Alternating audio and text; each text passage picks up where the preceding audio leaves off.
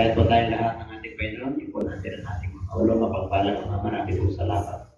Sa umagang ito, salamat po sa pag-ingat mo sa amin, sa kabila ng masamang panahon, parating po kami sa gawain, ayos po at mapayapa.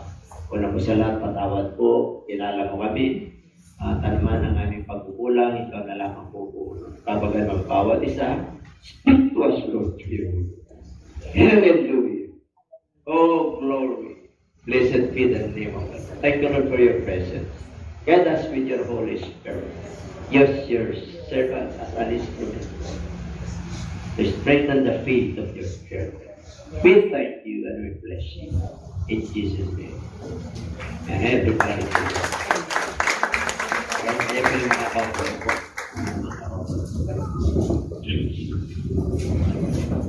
and my preaching this morning is entitled Absolute Obedience. Absolute. What is the meaning of absolute? Without any liens or encumbrances. Pag nasa real property ka, nakalagay po doon. Absolute tenancy. Kahit sa mga sasakyan po. So, ibig sabihin, in good faith, walang problema po yung transaction. Kasi pag nagka-problema po yung kontrata nyo po, ay habulin po kayo. Now, absolute obedience. Ngayon, papag-aralan po natin, there are 5 kinds of obedience. At alam niyo na po, ang very simple, ang meaning po ng obedience. According to the dictionary, Miriam or Mr. Webster. Okay? Ang ibig ko sabihin, kailangan sumunod, tumpak, at matapat. Ibig sabihin ng obedience po na absolute, tumpak, magaling, sakto, faithful. Yun yung hiningi sa atin ng Lord ng obedience. Kapag-aralan po natin kasi there are kinds of obedience. Amen po? Hindi po ba? 1 Samuel 15:23. Pag sinabing 1 Samuel, ito po yung pagkahari ni King Saul. Pinili siya ng Diyos. Pinili siya ng Diyos. Bakit po? Kailangan po nila ng hari. Sapagat sa kanilang kapaligiran ay na maraming hari, kaya sila po ay may namamahalan sa kanila. Dahil po pagkatapos ng hukom, pagkatapos ni Moses, Joshua, at saka Judges, kailangan po nila ng hari. Kaya humiling po sila sa ating Panginoon at dininig po sila ng ating Diyos. Sa pamagitan po ni Samuel, Propeta Samuel. Okay, kaya dito po sa chapter 15, bakit sinabi ng Lord na for rebellion is as the sin of the witchcraft? Alam niyo po, may inutos ang Diyos po dyan. May lagi, tatandaan niyo po ito. Laging may instruction ng Diyos sa lahat. Kasi ganun tayo kamahal ng ating Panginoon. Pero sa kabila ng may instruction ng Diyos, bakit hindi pa rin sumusunod? Diyos na po yung nagsalita. Amen? Kasi po, mayroon talagang sabi na po natin na struggle. Because our God is His Spirit. Amen? At tayo po ay nasa flesh. Pero bago siya magbigay ng instruction, alam ng Diyos na makakasunod ang tao. Because the law of God is not far off. Hindi po malayo. It is in our mouth, in our heart, in our mind. Kaya kaya mo yan. Sabi ko sa katabi, kaya mo yan. Okay? Kaya lang may mga iba't ibang level of obedience. Ngayon, mga kapatid, kaya dito po, ano ba yung utos ng Diyos kay Samuel? Okay. Bibigyan ako ng hari sa aking bayan. Bibigyan ng hari. Kaya kinausap ng Diyos si King Saul. Hindi ko na isa-isahin. Ngayon, mga kapatid, ang pinakamatinding utos niya, yung Amalekites. Patayin lahat. Patayin lahat. Patayin lahat ng Amalekites. Ano ang kasalanan ng Amalekites? Kasi po, nung lumabas po ng mga anak ng Diyos galing sa Egypt po, inarangan po sila. Hindi kayo pwedeng tumaan. Kaya sila po ay naglakbay ng napakahaba. Nagalit ang Diyos sa Amalekites. Kaya dumating po yung panahon na ang paghahari po ay kailangan ng hari. Si King Saul po ang napili. Amen po? Bagit si King Saul, matangkad, matipuno, pinakalis ng tribes. Siya po ay tribes ni Benjamin. Okay? 12 tribo po yan. Ngayon mga kapatid, nahabag ang Diyos sa kanyang bayan. Kaya sabi niya, patayin mo lahat ng Amerikano. Patayin. Bata, matanda, hari, lahat ng hayop. Patayin. Okay? Wala kang ititira. Grabe ang Diyos na rin. Grabe ang Diyos. Bakit patayin? Wala bang awa ang Diyos? Wala bang mercy ang ating Panginoon? Samantala ang kautusan ng Diyos ay puno-puno po siya ng kabagan at pag-ibig.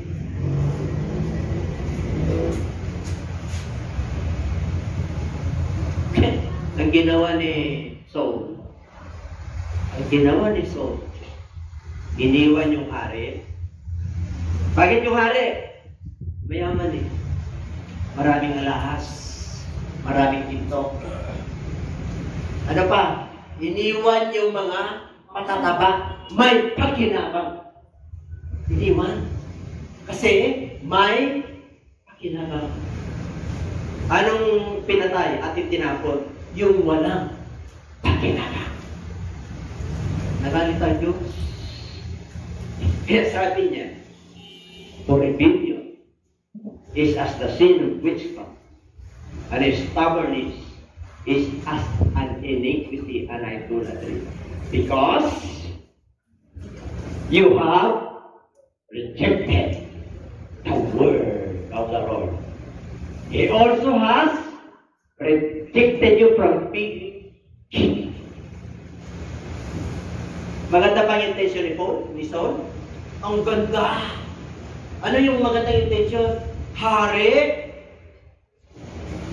kayamanan, maganda yung kanyang mga iniwan, mga tao, mga mapapakinabangan, mga sundalo. Anong intention? I-alay ko sa Diyos. I-alay ko sa Diyos. Maganda bang intention? Maraming nag-alay sa Diyos, di ba? Ganda ng intention. Oh, pero hindi sumusunod sa instruction ng Diyos. Marami bang ganon sa panahon natin ngayon? Hindi nagbago ang instruction. Kaya dito papag-aralan po natin kung saan po tayo kayong nakakala. Sapagkat ang hindi pagsunod ay rebellion, inatulad sa mangkukulam. Kayo ba'y naniniwala na maraming Kristiyano mangkukulam? Tingnan mo yung katabi mo kung mangkukulam. Kukulasin kita mamaya. Diyan ba kayo? O kayo lang nakakala. Kasi meron naman tayo pag-atol eh. Meron naman pag-atol ang Diyos eh. At matigas ang ulo. Masama. Sumasamba sa Diyos-Diyosan. Ganyan. Inihantulan ang hindi sumusunod sa instruction ng ating Panginoon. Kaya dito po, may blessing ka, rejected. May sakit ka, hindi ka magkumagaling. Minsan may mga pagkakataon na pinakalalahanan ka ng Diyos na nanatili kang pingin. And there are 5 qualities of obedience that we are going to tackle this morning. Number 1.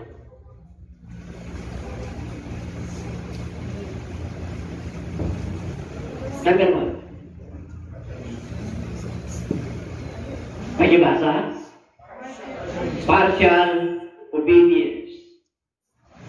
So it came to pass when they had brought them outside that he said, escape for your life.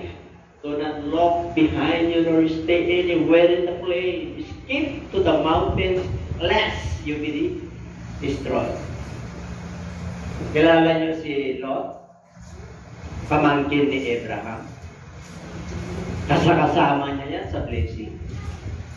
Nung nagpilian ng lugar, anong pinilit ni Lot? Ano pinili niya? Ang ganda, patag.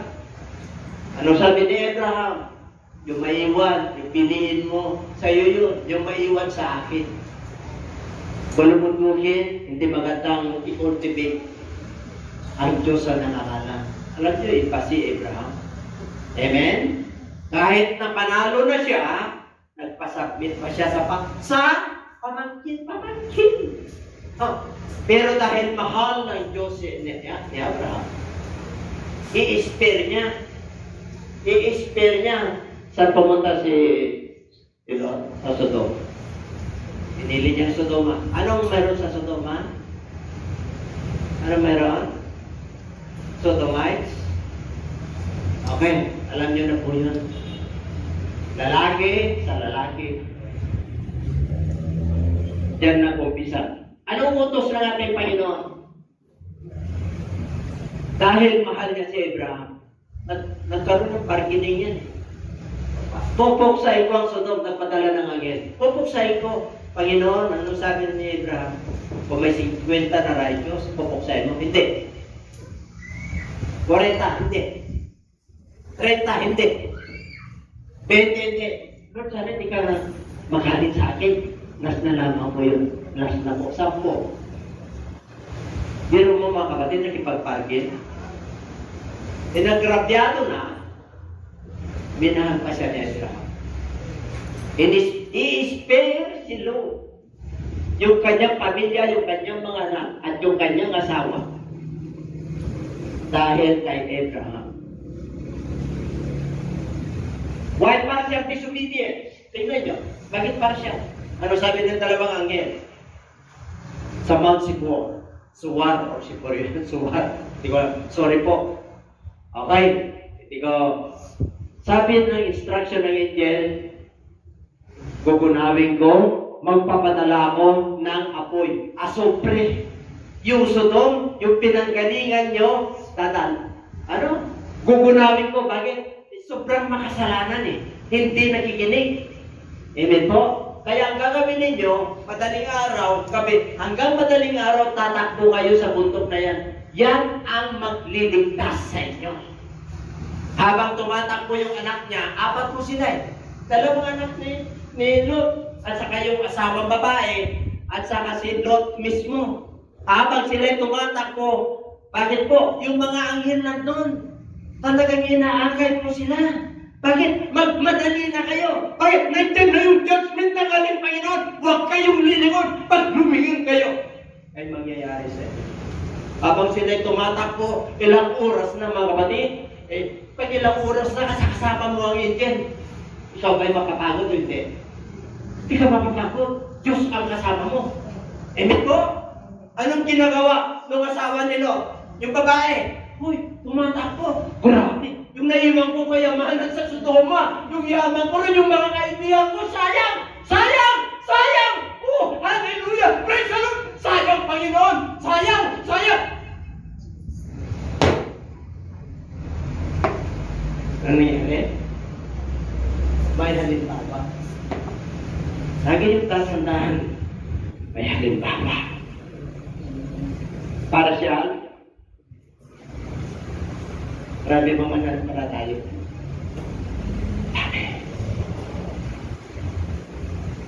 Huwag kayo mag-alala.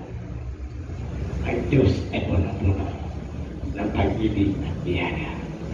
Hindi pa uli ang lahat. Number 2.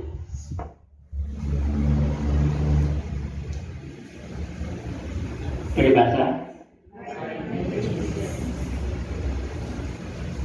Bakit plan? Pag sinabi mo chapter 15, verse 1, and it came to pass, the Pharisees and the scribes came together to the Lord Jesus Christ.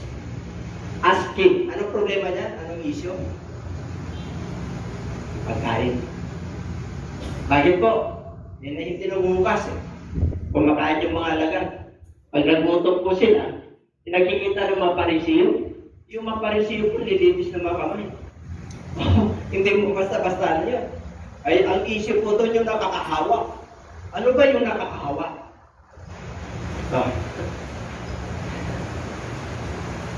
Tingnan nyo. let them alone. They are blind, leaders of the blind. And if the blind leads the blind, both will fall into a pit.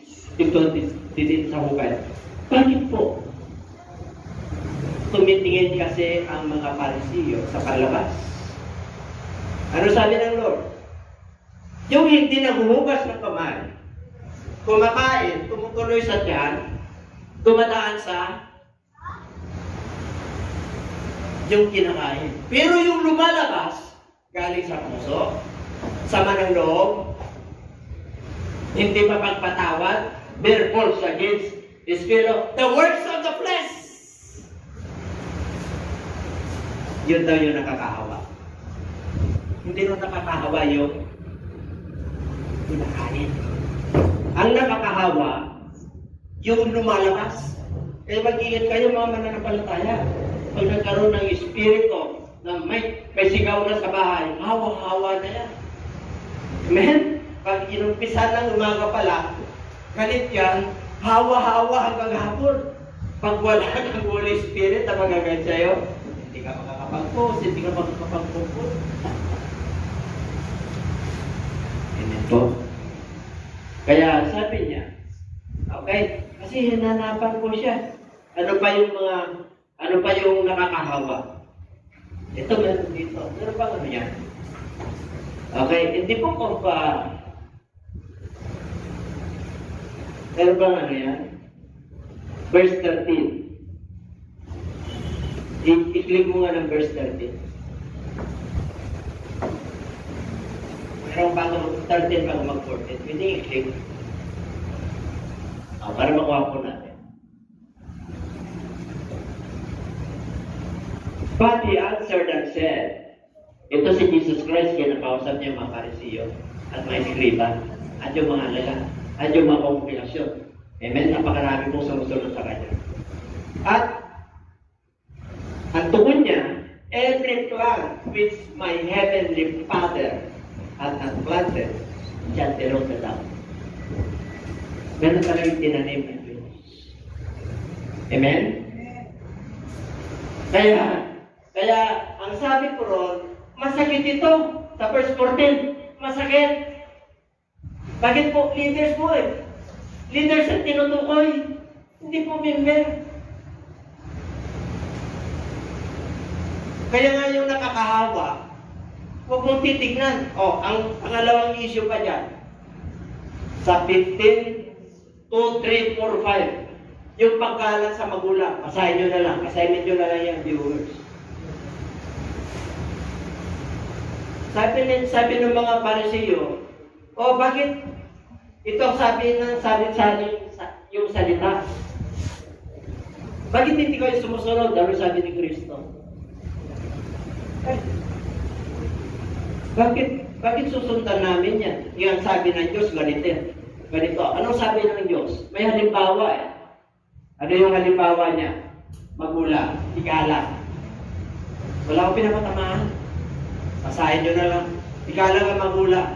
Nung sabi ng mga anak, abay, sa kasabihan nila, ano yung utos ng kasabihan nila? Pag naginabang yung magulang, kung may paginabang yung magulang, yung anak, hindi na ikakala. Ganun ba yun? Opo. Nandun yun, basahin nyo na lang. Ang ibig mo sabihin, magulang mo pa rin yan. Ikalang mo pa rin yan. Kayo rin magiging magulang. Kaya ang sabi ng Lord, turuan nyo ang inyong mga anak habang sila ay bata pa. Upang sa magkaganon, pag sila ay paglagi nila, sila po ay aakap sa mga utos ng Diyos. Kaya ang sabi ng Lord huwag mo ihiwalay ang palo. Palo sa inyo, to your children. Ibig kong sabihin, atikman mo sila ng roller. Kung mahal mo ang anak mo, huwag mong itolerate. Kasi panahon ngayon ng toleration. Ayaw nang mag-alaga, di siya magulang o gadgets na lang mag-alaga sa kanya. Real talk?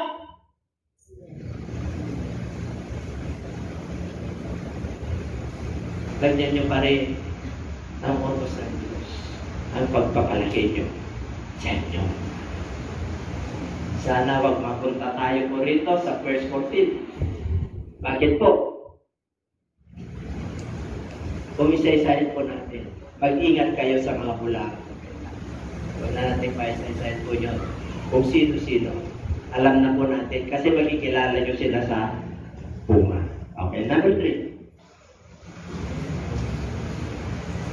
Una, partial. Pangalawa, blind. Pangatlo, delay.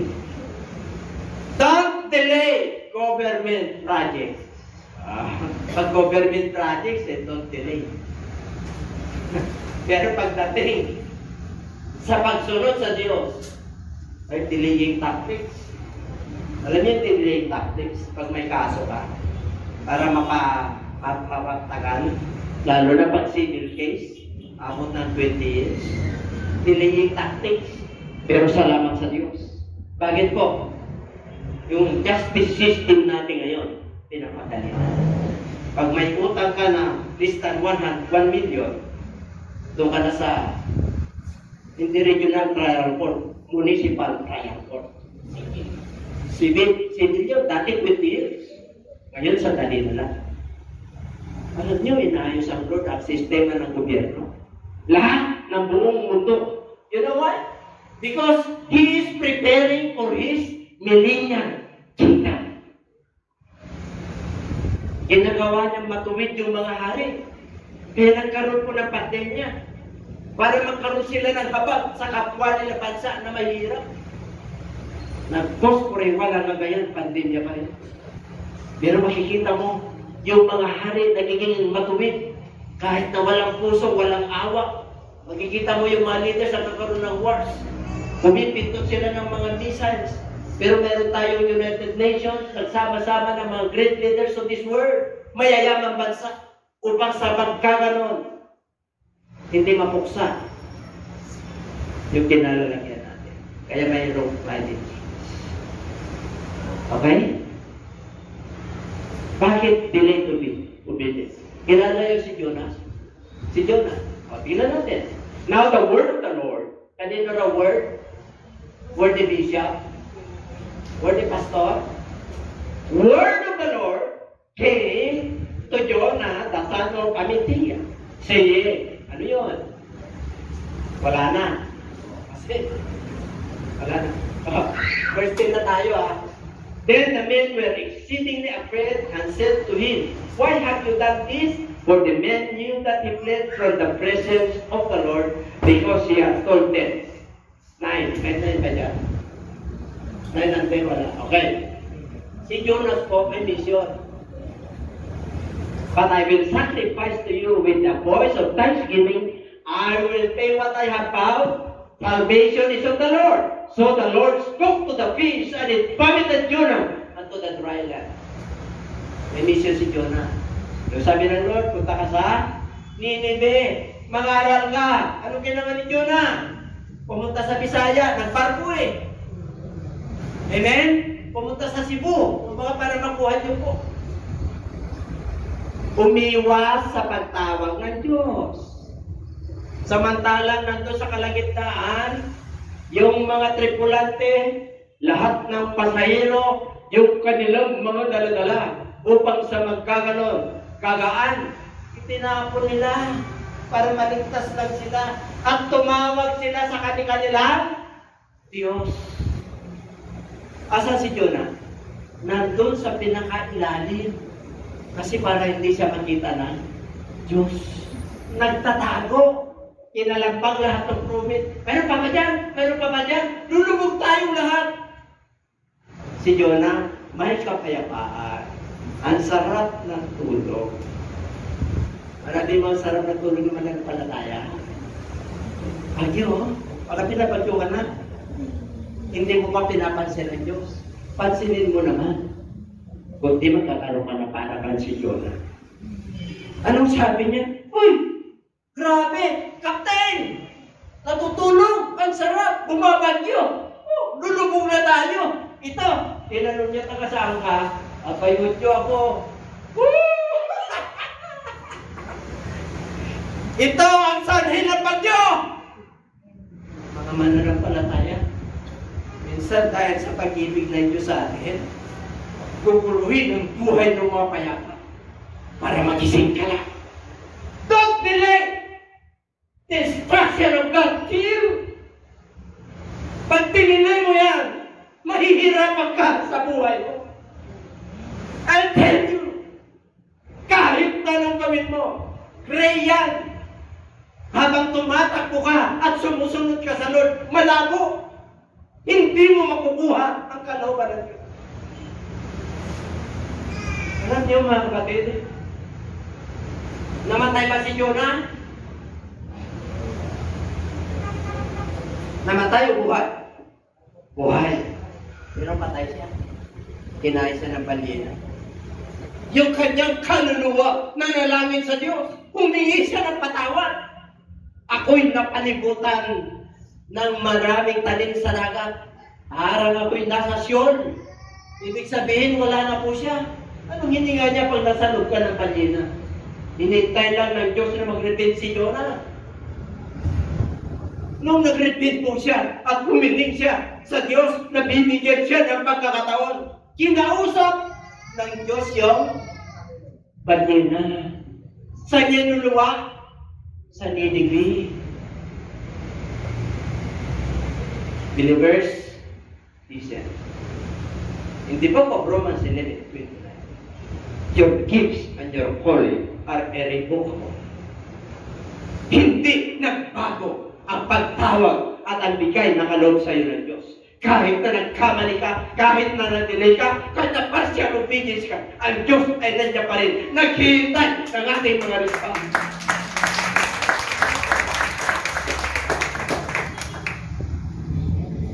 Gusto mo pala ng pagpapalay. Gusto mo pala ng kapayapaan. Kailan nagkaroon ng kapayapaan ng barko? Nung itinapon si Jonas. Kaya niyo bang magpatakon? Pakiusap pa si Jonas eh. Itapon niyo na ako. Para kakalmante yung dagat. Oh, makikiusap kayo sa kapwa niyo. Pwede ba? Nay, tay, lingkod na ako sa Lord ha. Oh, kaya dami bagyo sa buhay po natin. Kasi ako yung ilaw sa pamilya natin. Tapos ginugulo tayo ng kaaway. Nadadamay po kayo. Kawawa po kayo, tatay. Kawawa po kayo, mga simple. Mga kapatid. Amen po? Oh, diyan pa ba kayo? Grabe. Oh, pero ang Lord, kakausapin niya yung isda. Oh, believers, are you smelling fishes? Malansa ka na ba? God teach you how to fish, how to catch. From now on, I told you, ano sabi niya? I will make you a fishers of men. You're not fishers of fish anymore. Don't focus on your doing, your profession, your career, on your business, on your family. Kaya ka ginawang pantay ng Lord in the book of Ezekiel. I made your words. Ginawa kitang pantay. Ginawa kitang ilaw. Ginawa kitang anak. Ikaw ang aking pantay. Napakakalat mo. Gawin kang pantay ng Diyos.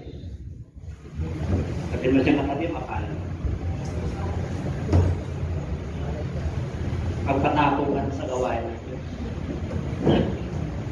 Maging busy ka na para payapan yung buhay niyo.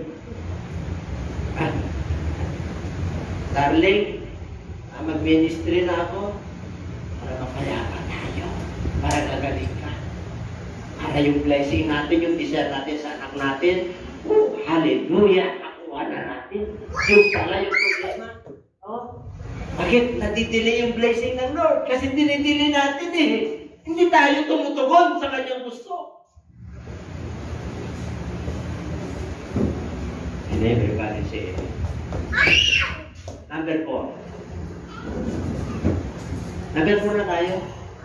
Kalapakan natin ang Lord.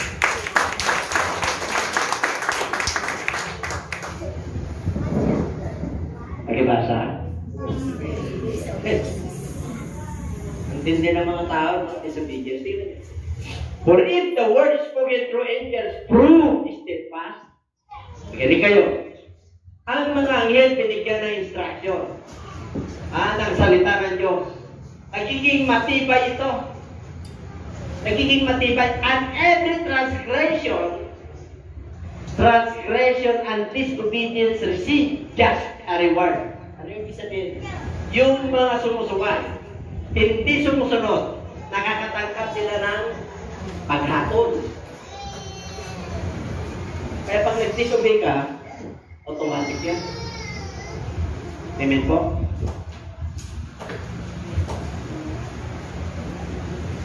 Sa Genesis chapter 3 verse 1, pag sinabing Genesis, that is the fall of man. Yung pagbagsak ng tao. May instruction ng Diyos kay Ethan and Eve. Ano instruction? Sa gitna ng halamanan, huwag nyo kakainin yan. Huwag nyo kakalamin yan. Yung puno ng may pagkalam ng mabuti at masama. Malinaw bang instruction ng Diyos? Malinaw. Nasa gitna ng halamanan eh. Kakaiba yun eh. Kakaiba. Alam nila yun. Ay dumating ang demonyo. Ang demonyo, yan ang liar. The father of lies. Sinabi ng Diyos na pagka ginala mo yan, mapapahama ka. Sabi ng demonyo, hindi. Magiging katulad ka ng Diyos mo. Grabe ang demonyo, no? Kasi Diyos-Diyosan siya. Ganon magulong ang demonyo. Isang araw, hinahanap. Pero mo hinahanap ni Eva yung sa gitna ng puno. Siyempre, hinahanap niya, nahanap niya eh. Nakita niya, ay, ang ganda. Pleasant to the eyes. Ang sarap, kainin. May instruction ng Lord sa gitna. Nakita niya. Maganda, pleasant to the eyes. Ang ganda, ang sarap. Pinulungan siya ng demonyo.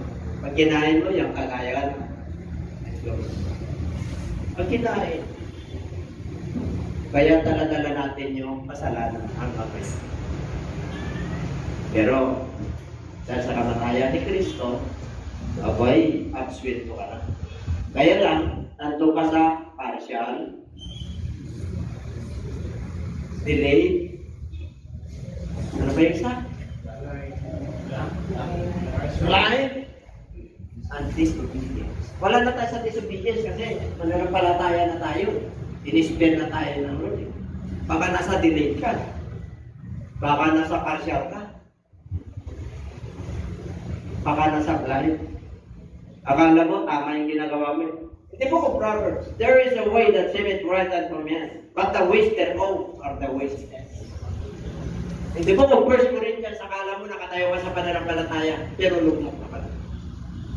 Bakit?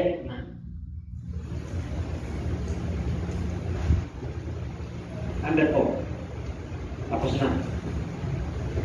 Okay na yan. Number 5 na tayo. Hey! And my preaching today. Sarap. Kaya ba? Kaya? Hindi ka uutosan ng Diyos kung hindi mo kaya. Ang banal na Espiritu po ang gagabay. Sinabi ng Lord yan, I will send you a comforter. The Holy Spirit, I will give it to you. In the book of John, chapter 16 and John, chapter 14. Hindi na tayo iiwan. Meron pa kang sinabi ron eh. Mas matindi pa nga sa John chapter 14. Mas, yung ginawa ko, mas higitan nyo pa! Aba, ang titindi ng mga preacher mo yan eh. Hinigitan pa. Kaya maraming blind eh. Bakit? Hinigitan pa. No one is above the master. Pag sinabi ng Lord na hikitan pa ninyo yun, hindi sa kapangyarihan, hindi sa katalinuhan, hindi sa omnipotent, omnipresence, or omniscient. Asan yun? Yung tinutukoy nyo ron, evangelism. Kasi limitado lang po sila ng evangelism ng panahon nila. Cadillac po sila noon. Ang kanilang mga kotse no, Cadillac. Alam niyo yung Cadillac? Ang gandang kotse yan, American ka. Cadillac sila noon. Amen po? Kaya sabi niyo sa kanyang mga alagad, mas higit pa ang gagawin ninyo rito. Ayun po ibang preacher. Akala nila, makikita nila. Sabi, wait. Sabi mo siya katabi mo, wait.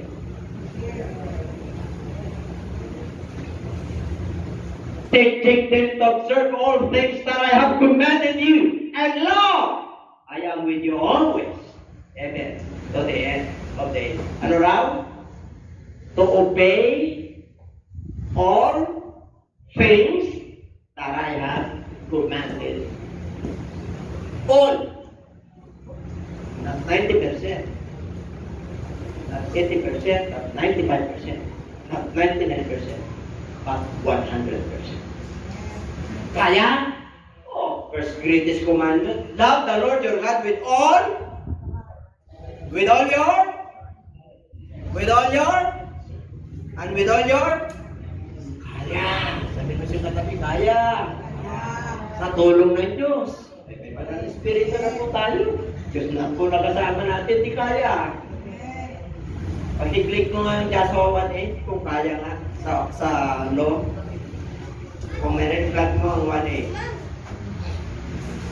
This book of the law shall not depart out of your mouth, but meditate therein day and night, and you shall observe, obey all. Tingnan nyo. Ang kautosan ng aklat na to ay may walay sa inyong mga bibig, ngunit ito'y bulayan nyo araw at gabi, upang sa magkaganon, pag natupad nyo ang lahat totoo according, lahat that is written therein, for then thou shalt make thy way prosperous, and then thou shalt have good, all, not partial, not delayed, not blind, not disobeyed, but absolute obedience. God required us that we obey absolutely. Anong mineral water mo? Absolute. Anong paglilingkod mo?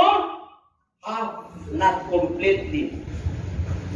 Serving the Lord with gladness. Alam niyo kung bakit nakapasok si Caleb at saka si Joshua? Alam niyo kung bakit nakapasok sila? Yung 10 tiktik hindi nakapasok. Because the Bible tells us that Caleb and Joshua followed the Lord fully, completely, 100%. They follow Him absolute obedience. Everybody say, hindi pa ulit. Kaya ha? Kaya palapakan natin ang ating pera. You want to be prosperous? You want to have a good success? Then meditate His word day and night. Ano minimeditate ninyo? Ano minimeditate ninyo? Anak buhay. Maganda yan. Karir. Maganda yan. Plano sa buhay. Maganda yan. Pero huwag mong kalilimutan yung nagbibigay at nagtatasta. Kahit anong plano mo, huwag yun ang itinakta sa'yo. Agapin mo. Bakit? Maring paalala. Ari may pagkukulang upang sa magkaganon magtiwala ka sa Kanya. Ano ka lang blessing eh? Proverbs 3:5. Trust the Lord with all thine heart, and lean not in thine own understanding. In partial ways, in half ways, in all thy ways, acknowledge Him, and He shall direct thy path. Nandiyan pang nasagot ko kayo. Napakaliwanag. Napakaliwanag ang daanan. Alam mo, kung nasa liwanag ka, kung nasa liwanag. Because you are wise. You want to become wise? Not as Adam and Eve, but as children of God. Gusto niyo ba yung wise? Proverbs chapter 9, verse 10. Ano yun nandun? The fear of the Lord is the beginning of wisdom. And the knowledge of holy is understanding. Matalino ka na may ano yung understanding? May unawa. Maraming matatalino sa mundong ito, walang unawa. Foolish. Ano ba? Gusto mo blessing? Issue ng demonyo, magnagaw, pumatay, at pumuksa. Pumunta si Kristo para magkaroon tayo ng buhay. Buhay na masagana. Ano? Masagana ba yung buhay mo ngayon? Tingnan ko nga. Kayo nakatala. Yung buhay kasi ng iba, akala nila sa material yan. Hindi lang po sa material. Kahit na tama-tama lang po tumarating sa'yo, sagana ka. Ano yung sagana? Sagana sa bunga ng Holy Spirit. Ano yun? Love. Sagana ka sa love. Kahit na hindi ka gano'ng minamahal-mahal mo sa buhay, may nagmamahal naman sa'yo ng Diyos. At may nagmamahal sa'yo ng mga kapatiran. May nagpipre sa'yo ng mga kapatiran. Itinatakwil ka, dahil mananampalataya ka, huwag kang mag-alala. Ang kapitan natin ay meron tayong piloto. Amen? Meron tayong kapitan sa barko na siyang nagtitimon sa ating buhay. Kaya sabi mo siya katabi mapalad. Amen? Ang sarap kayo maglingkod sa Lord. Amen? Eh, wala ngayon kapatid. Ha? Huwag ka nang magpasya. Baka magiging Lord's wife ka. Oo. Huwag ka nang magdidiri. Baka magiging punas ka. Sigura. At lalong, huwag kang magiging blind. Kitang-kita mo naman na, ang dami na nangyayari sa buhay niyo, pinapakita na ng Lord eh. Tapos hindi biblical naman. Ay, mga kapatid, medyo, you must get out of your comfort zone. And you must look the promises of God. You must seek and search the promises of God. And you must stand on His promises. And I tell you, the blessings will come. Pero mo, kagyan mo sila. Meron ba? Oh, gusto mo palang blessing? And ano? Children, physical, spiritual, material, all aspects that is good to God. Tatanggapin. Deuteronomy chapter 20, pasahin nyo yan. Grabe mo ang blessing ng Diyos. Kahit saan ka mapatpat, the Lord is with you wherever